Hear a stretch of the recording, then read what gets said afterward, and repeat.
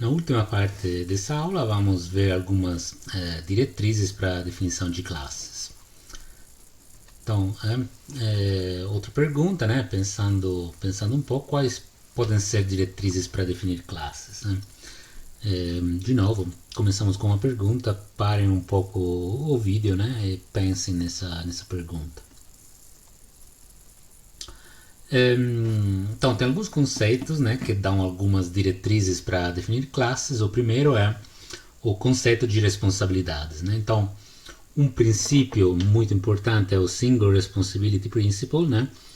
Que vai dizer que cada classe deve ter apenas uma responsabilidade, né? Então, deve ser claro que para que essa classe serve, né? E o que ela deve fazer, né? Então, né, responsabilidade aqui tem uma definição. Responsibilities are meant to convey a sense of the purpose of an object and its place in the system. The responsibilities of an object are all the services it provides for all the contracts it supports, né? Então, responsabilidades são pensadas para dar um senso de escopo, né, para um objeto e o seu lugar, né, no sistema, né?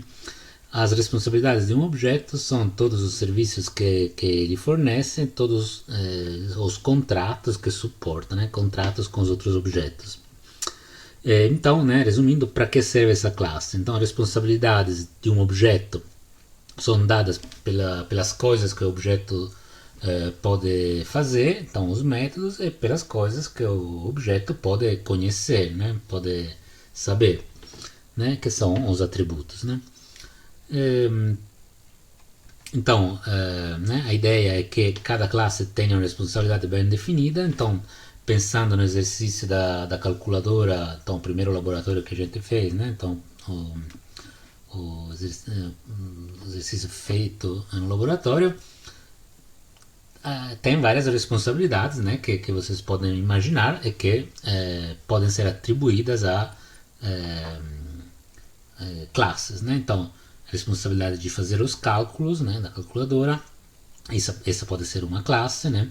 Responsabilidade de imprimir o menu, por exemplo, né, de gerenciar o menu, de imprimir o resultado, né, então de formatar e imprimir o resultado, de receber a escolha do usuário no menu, né, então de coletar o input do usuário, de coletar os dados, os números para os cálculos, de decidir quando o programa deve terminar e outros, né? Então, todas essas são responsabilidades que podem ser alocadas para uma ou mais classes, né? Então, por exemplo, imprimir um menu talvez possa ser colocada junta, né, na mesma classe com receber a escolha do usuário no menu, ou talvez, né, como são duas responsabilidades diferentes, idealmente deveriam ser colocadas em classes diferentes, né? Relacionado com o conceito de responsabilidades, né, outras duas diretrizes, outros dois conceitos que ajudam em criar classes da forma melhor, né, são os conceitos de coesão e acoplamento. Então, cohesion, né, e coupling. A coesão, né, vai dizer quanto o módulo é consistente com as suas partes, né? Então, por exemplo, as partes, ou seja, as funções do módulo, as funções, os métodos da classe são relacionadas entre elas, né? Então, tem a ver uma com a outra. No caso, né, essas são, quer dizer que é o coeso, que é uma coisa, né, positiva, né? Por outro lado, o acoplamento, né, vai dizer quanto o módulo é independente de outros módulos, né? Então, qual é o impacto da alteração de um determinado módulo nos outros, né? Claramente, queremos reduzir o acoplamento e aumentar a coesão, né? Então, de forma que, em caso de alterações, fiquem limitadas em um determinado módulo, em determinada classe, né? Coesão e acoplamento são conceitos gerais de engenharia de software, de programação, e em que módulo pode ser uma classe, um pacote, uma biblioteca, um componente. Então, se parla de coesão e acoplamento de classes, mas pode falar de se fala, desculpem, de coesão e acoplamento de classes, mas se pode falar de coesão e acoplamento de pacotes, né, de componentes e tal, né? Então, a coesão, né, é uma característica desejada, né, em módulos de software. Então, é uma indicação do que a responsabilidade do módulo é única e está bem definida. Então, o módulo é coeso na responsabilidade dele, né? E as alterações, né, então serão simples porque são todas relacionadas ao mesmo assunto. Então, se tiver alguma alteração para alguma funcionalidade, essa alteração vai ficar, né, delimitada no módulo. Indicadores de coesão, né, então coisas, né, positivas, né, que queremos ter, são, por exemplo, os métodos da classe que chamam com frequência outros métodos da mesma classe. Quer dizer que os métodos estão relacionados entre si, né? Então, essa é uma coisa positiva. E também que os atributos da classe, né, são usados com frequência pelos métodos da classe. Então, quer dizer que, de novo, os atributos da classe estão relacionados com os métodos que tem dentro da classe, né? Então, o módulo, a classe está coesa. Indicadores, né, de falta de coesão, então, que não queremos ver, né? Por exemplo, situações em que cada método de uma classe usa apenas um subconjunto de atributos da classe diferente, né? Então, quer dizer que eu tenho uma classe com 3 atributos e 3 métodos, e cada método usa apenas um atributo, né? Isso quer dizer que, né, não tem muita coesão, porque esses métodos estão fazendo coisas não relacionadas entre si, né? Por outro lado, o acoplamento, né, é uma característica indesejada, né? Então, que queremos evitar, e é uma indicação de que alguma responsabilidade está espalhada em vários módulos, né? Então, para cumprir essa responsabilidade, você precisa a interação de vários módulos, né?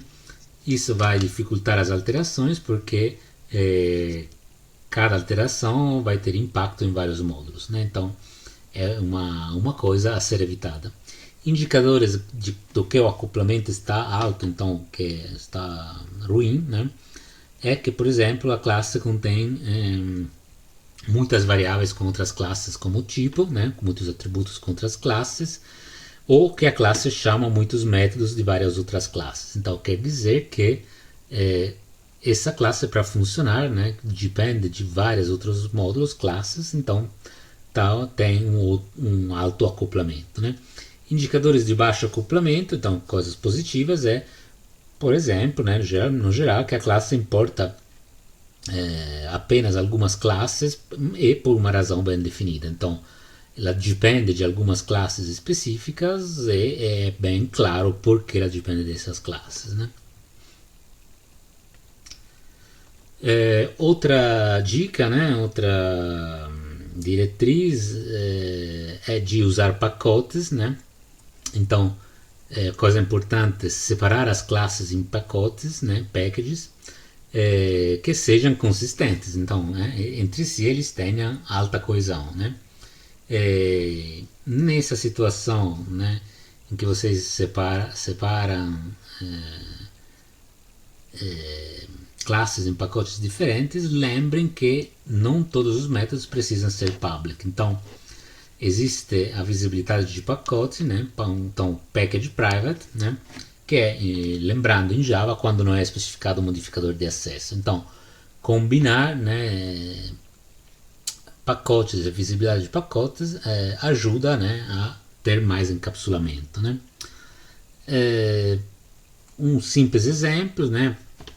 E seguindo com o nosso exemplo do sistema do banco, vamos imaginar que temos algumas features, né, requeridas, que são gerenciar contas bancárias e o cadastro, gerenciar o caixa automático, gerar relatórios para os gerentes, né, por exemplo. Então, né, uma forma, por exemplo, poderia ser pensar em 3 pacotes diferentes, né? Um package que seja banco.cadastro, outro banco.caixa, banco.relatórios, né? Então, criar 3 pacotes, cada um contendo as classes para uma dessas features bem definidas, né? Quais são os benefícios de ter essa organização, né? Querendo ver um exemplo simples, né, só para entender a ideia, né, vamos pensar nessa organização. Então eu tenho três pacotes. Em banco.cadastro tenho uma classe banco, uma classe conta, por exemplo. No pacote banco.caixa tenho uma classe caixa, uma classe teclado, uma classe visualizador, né, do monitor, por exemplo. No pacote banco.relatório tenho uma classe relatório e uma classe gerador de PDF, né? Então, quais são os benefícios, né?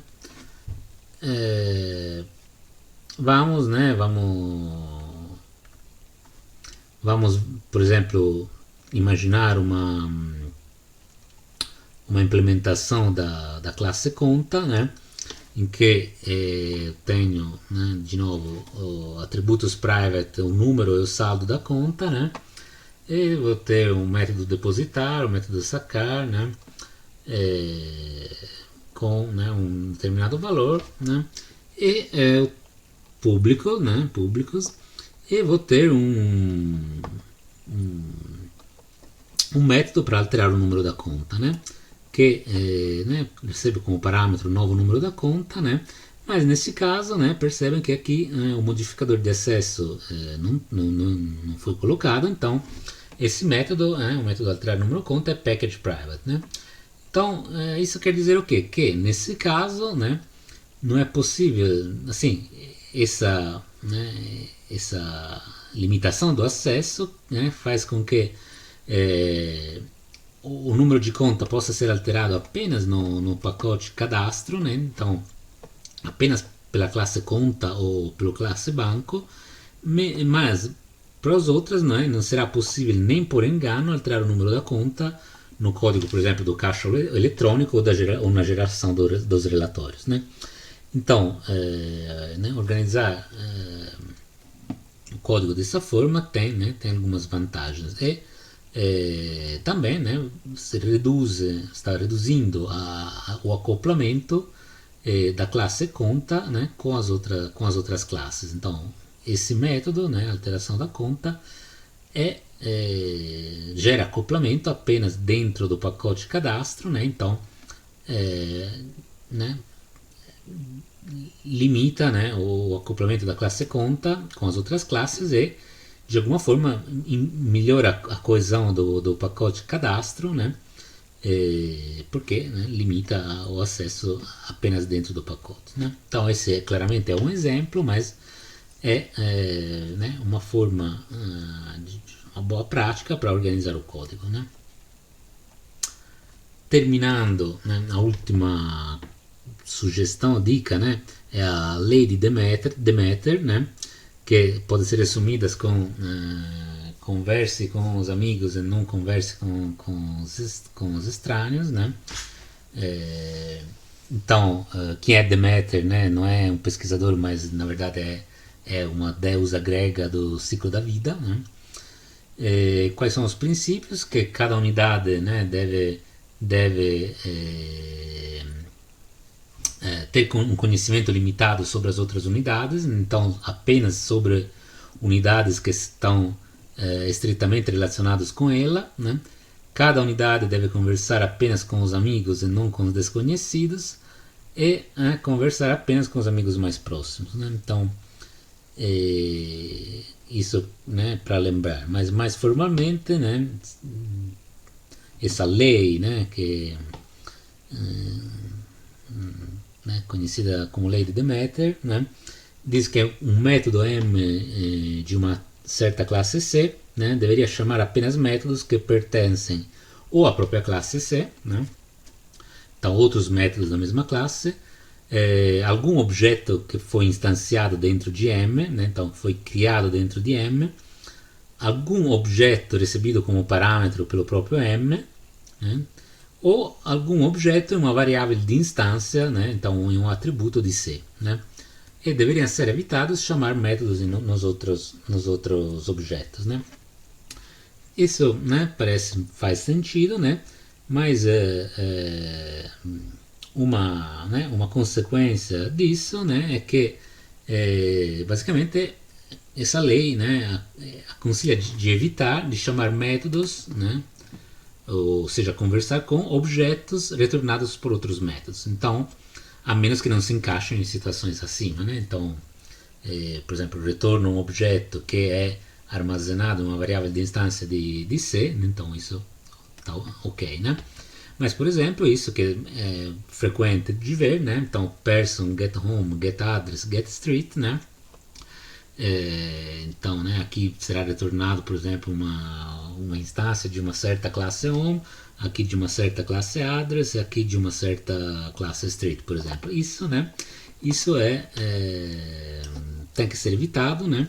Por quê? Porque caso contrário, né, se cria uma dependência em que é até implícita, né, para várias classes. Então, aqui, né, eu tenho dependência para classe home, para classe address, a classe street, né? Então, qualquer alteração de uma dessas classes vai impactar na classe que está chamando, né? Então, essa é a ideia, né? Tem essas discussões nos livros também, então podem ir lá e ver com mais detalhes esses conceitos, né? Em particular, né, nos livros vocês vão encontrar esses conceitos no capítulo 6 do Clean Code, né? Ou no capítulo Access Control, né, do Thinking in Java, né? Então, sugiro ler essas partes dos livros. Também vou colocar uma leitura sobre por que não tem que ser usados getters e setters, né? Então tem duas leituras interessantes. São em inglês, mas assim, né? Acho que vocês não vão ter problemas, no máximo vão usar o tradutor, né? E como exercício, de novo, né? Revisem os laboratórios feitos até então, visando melhorar o encapsulamento. Então, né? Quais classes poderiam ser criadas, quais responsabilidades, mas também como poderiam ser organizadas essas classes.